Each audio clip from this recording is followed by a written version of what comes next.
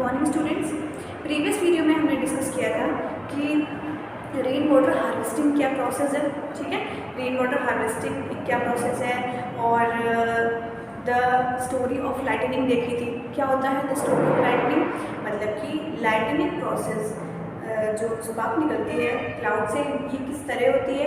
हमने पढ़ा था कि when the two clouds containing opposite charges, उसके बाद जब वो रब करते हैं, रबिंग होती है, तो क्या रिलीज होता है? एक चार्ज या स्पार्क काफ़ी हाई अमाउंट में रिलीज होता है। यही चार्ज या यही स्पार्क, इलेक्ट्रिक स्पार्क, क्या कहलाता है? थंडरस्टॉर्म या फिर लाइटनिंग, ठीक है। तो ये प्रोसेस था। आज हमें देखना है एक पॉइंट हमारा उसमें रह गया, लाइटनिंग कंडक्टर, ठीक है। कंडक्टर तो हम लोगों को पता ही है कि एक्चुअली क्या होता है। The materials which can allow the electricity through their body, ठीक है। तो एक पॉइंट लिख लेते हैं, लाइटनिंग कंडक्टर्स क्या होते हैं? लाइटनिंग कंडक्टर्स, लाइटनिंग से क्या मतलब हो गया? ऐसे कंडक्टर्स, ऐसे मेटल्स जो क्या करें, लाइटनिंग को या जो इलेक्ट्रिक स्पार्क क्लाउड से निकलता है उसको पास कराएं। तो इसमें क्या हो जाएगा? It is a device used to protect buildings from the effects of lightning. अब देखो, जो हमने पढ़ा था ना कि बहुत सारी बिल्डिंग्स के ऊपर एक मेटल की रॉड लगा दी जाती है ताकि जो स्पार्क है वो जब हमारा जो बिल्डिंग पे आएगा तो क्या उसको अर्थ में जाने के लिए इजीली रास्ता प्रोवाइड कराने के लिए ये प्रोसेस होता है, ठीक है। Because it is a device,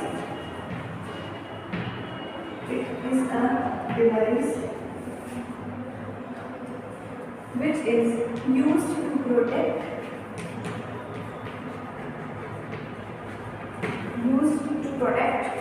buildings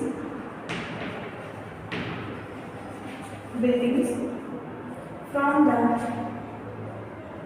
effect of lightning की जो इफेक्ट है उससे बचने के लिए क्या लगाया जाता है? बिल्डिंग्स में एक मेटल की रॉड लगाई जाती है, ठीक है। एग्जाम्पल क्या हो जाएगा? इस कंडक्टर्स कौन से होते हैं? आयरन, कॉपर, ठीक है, एक्सेट्रा, बहुत सारे होते हैं। तो ये हो गया लाइटनिंग कंडक्टर। अब हमें आज बात करनी है जिस टॉपिक की, that is earthquake. What is an earthquake? ये तो सबको ही पता होगा। The shaking of the earth या फिर the trembling of the earth is called what? Earthquake।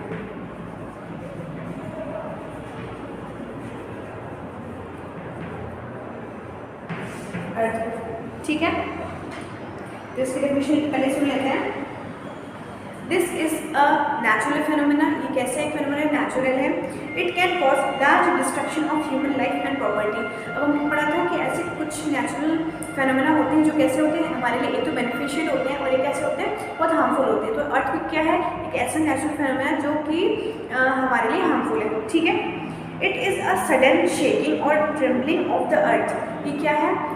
एक सडन शेकिंग ऑफ द अर्थ है या फिर एक वर्ड है trembling, and which is last for very short time. बहुत ही कम टाइम के लिए शेक होता है। It is caused by a disturbance deep inside the earth crust. जो हमारा अर्थ क्रस्ट है, क्रस्ट मतलब होता है, crust is the inner most layer of our earth, ठीक है। तो जब वो लेयर थोड़ा सा डिस्टर्ब होती है या शेक होती है तो क्या होता है? एक अर्थक्वेक आ जाता है, ठीक है। तो पहले इसके लिए लिख देते हैं। It is a natural phenomenon. It is a natural phenomenon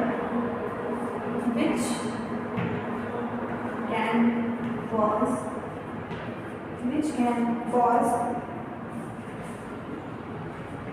large scale destruction. Destruction मतलब क्या होता है? नुकसान,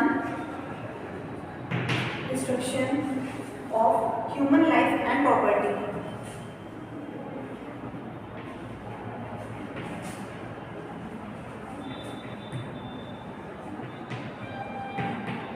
तीनों है ऊपर, ठीक है। दूसरा पॉइंट क्या हो जाएगा,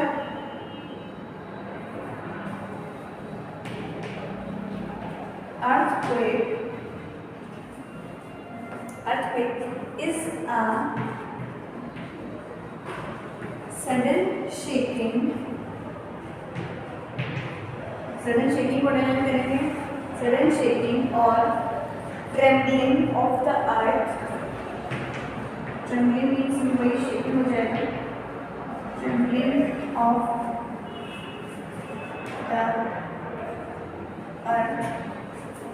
the earth which is कितनी देर के लिए होता है, बिल्कुल थोड़ी देर के लिए, which is lasts for very short time, कितनी देर के लिए होता है earthquake, बहुत ही शॉर्ट टाइम के लिए, ठीक है, वेरी शॉर्ट टाइम। उसके बाद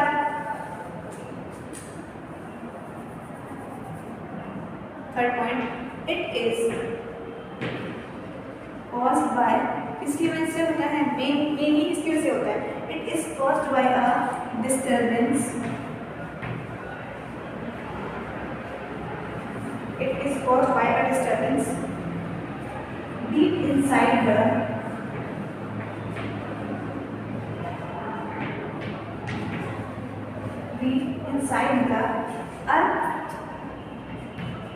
earth's crust। अभी हम देखते हैं क्रस्ट एक्चुअली में होता क्या है, ठीक है। ये 3 पॉइंट्स हैं अर्थक्वेक के। अब इसमें और क्या क्या हो सकता है, अर्थक्वेक आने की वजह से क्या क्या हो सकता है, it can cause floods, landslides and tsunamis, कई सारे नेचुरल फेनोमेना इसी से लिंक है, तो ये ऐसा हो सकता है। अब हमें सबसे पहले समझना है कि अर्थ क्रस्ट एक्चुअल में है क्या। जो हमारी अर्थ होती है ये कई सारी लेयर से मिलकर बनी होती है, ऐसा नहीं होता है कि सिर्फ अर्थ में एक ही लेयर की कॉन्टिन्यूसली कवरिंग है, ऐसा नहीं होता है। क्या होता है, बहुत सारे छोटे छोटे लेयर्स आपस में थोड़े थोड़े जुड़े से रहते हैं, उस छोटे छोटे लेयर्स को क्या बोला जाएगा, pieces of layers are called fragments, या फिर हम प्लेट्स भी कह सकते हैं, ठीक है। तो बहुत सारी छोटी छोटी प्लेट्स आपस में लिंक होती हैं, कैसे और किस तरह लिंक होंगी, ओवरलैपिंग, मतलब कि अगर एक प्लेट क्या है ऐसी है, दूसरी प्लेट कैसी होगी ऐसे, कुछ ओवरलैपिंग वाले मैनर में कंटिन्यूसली होती हैं, ठीक है। तो एक डायग्राम है, आपकी टेक्स्ट बुक में भी है, आप लोगों को अच्छे से वो पूरा कलर करके ड्रॉ करना है नोटबुक में, और उन सब के जितने भी नेम्स हैं, नेमिंग भी आप लोगों को अच्छे से लिखनी है।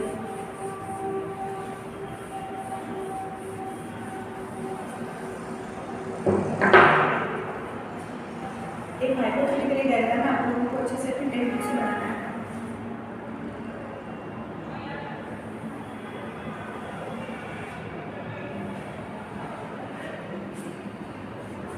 ठीक है, अर्थ की जो सबसे आउटर मोस्ट लेयर है वो क्या होती है, क्रस्ट, ठीक है, क्रस्ट। फिर ये जो इनर पोर्शन होता है कैसे, ये वाला,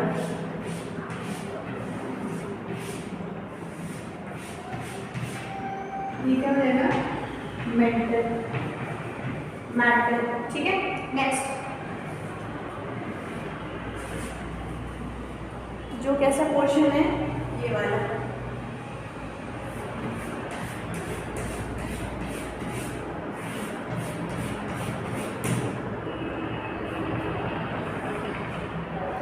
इसे क्या बोलेंगे, आउटर कोर, ठीक है। फिर जो नेक्स्ट वाला है इसे क्या बोला जाता है, इनर कोर, ठीक है। अगर हम अपनी अर्थ को कुछ इस तरह से कट करें, कैसे, मतलब किस तरह से कट करें, तो हमें कैसे लेयर्स दिखेंगे, ठीक है, crust, mantle, outer core and inner core. उसके बाद एक पॉइंट क्या है, the outer most layer of the earth, कौन सी, crust, the outer most layer of the earth is not in full piece but it is present in the form of small fragments, ठीक है।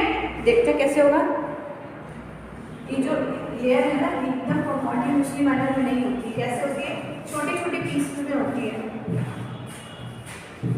और इन्हीं pieces को क्या बोला जाता है? फ्रेगमेंट।